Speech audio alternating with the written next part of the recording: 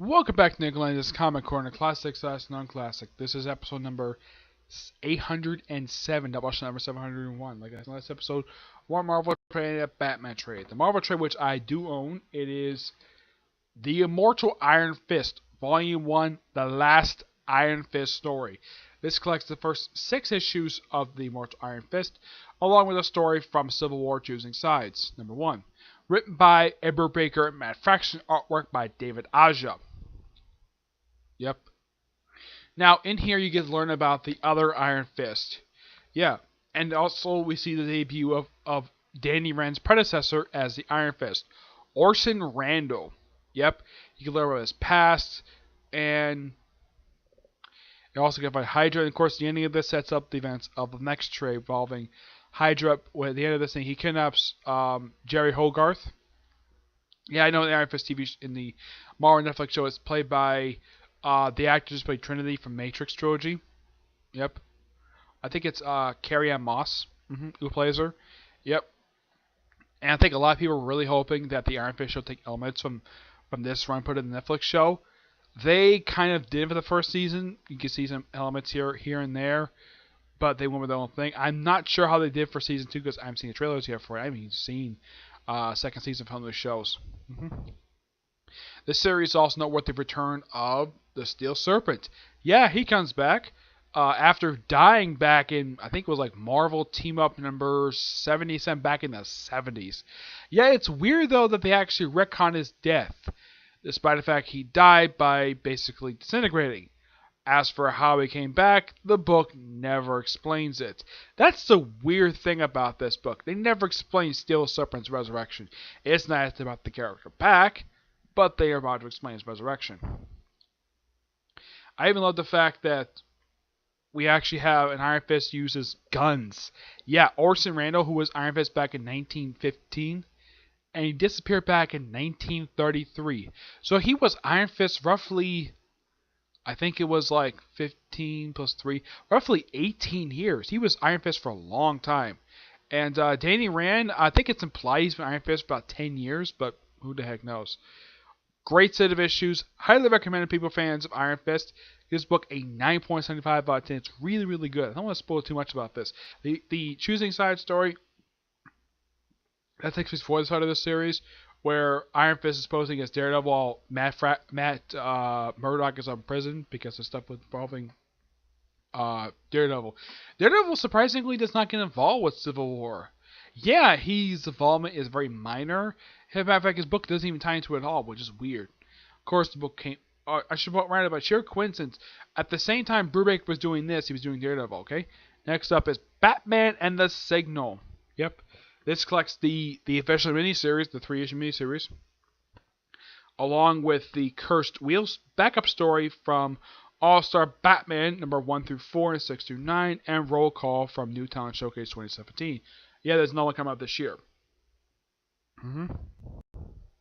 Yeah, this is mostly, in the case of All-Star Batman Robin, the Cursed Wheel story, that's kind of a loose setup for this miniseries. Yeah, where you read this miniseries, it's kind of like this is a setup for an ongoing series that I don't think DC even wanted to do. Maybe it wasn't selling too well. They were just hoping for a miniseries, and that was it. Of course, Duke Thomas is still around. And he's gonna be joining the Outsiders, Batman the Outsiders. Don't know who's writing it, but I'm looking forward to it. Yep, yeah, this is all about Duke Thomas. In the case of Batman the Signal, I mean, the way when you read this miniseries, it feels like this is supposed to be a series about the Signal. Batman is just a supporting character.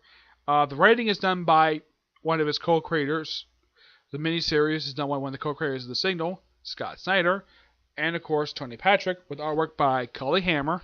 This is the second trade of Extra Review where he actually has some artwork for. And, of course, was the Shade Maxi series. The other artists on here are Francisco Francavia, who actually is one of the Cursed Wheel stories, Claus Johnson, Marco Jang, and Duncan Selby. Yep. And it's also revealed in the miniseries that apparently the Signal is a metahuman. Yeah, he's got powers. And Batman never told him, which even I agree, that was stupid for Batman to do. The whole point of the Signal, we try something new.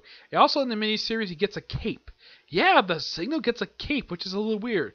Mostly put, the way the Signal is supposed to work is that he's supposed to be Batman during the daytime. That's his job. Basically, what Bruce Wayne does is normal stuff in daytime, of course, when he sleeps. Yeah, his villain for this miniseries is actually an old friend of his who got infected with the Bloom drug. Yeah, I'm like, okay, that's a little weird. So Snyder is following something from the Bloom storyline. As for the me, Mr. Bloom himself, as far as I know, Scott Snyder has never revealed who the heck this guy is. As a matter of fact, Mr. Bloom himself has never even returned. Yeah, that's really weird. It's been like a good 2 years since Mr. Bloom showed up, and Snyder has never brought this character back. Not 10th, not any of the Raiders the Bat books brought this character back. He was quite interesting doing. And yet, no one bothers to deal with him, which is really weird. Mm-hmm. Yeah, Scott Snyder just does the backup story for, he co-writes the series with Tony Patrick. Tony Patrick, now as for them doing it separately, Tony Patrick is the roll call story, just a brief little short story from, like I said, Newtown Showcase 2017. Cursed Wheel, Snyder does all the backup stories. Yeah, this is the second time I can think Cursed Wheel's been collected. They also collected Cursed Wheel in, I don't think they collected Cursed Wheel in the All-Star Batman's issues, but it's nice that they threw this in here, because all Cursed Wheel is, it's just a story, it's just a thing for some of Duke Thomas to do. Mm-hmm. Oh yeah, and in miniseries Batman the Signal takes place all in one day. He even gets his own version of Commissioner Gordon, who is a detective who's actually got one arm. Yep, who's even got a bionic arm. It's kind of like Zack Snyder wrote this character to be kind of Duke Thomas's Misty Knight. That's kind of what this character acts like. She acts like Misty Knight in some ways. You know, with the missing arm. Even though she's not black, but she's kind of going to be very similar to that of being, even a similar looking appearance, with the exception of skin color.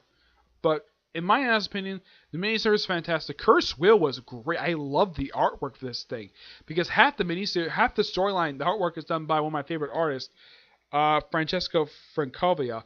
I think he's an Italian artist by the name. I've never met the guy. He was going to be at this year's MegaCon Tampa, but he canceled. I really wanted to meet him because he's one of my favorite artists. But I think this is really good. I give this book a 9.5 out of 10.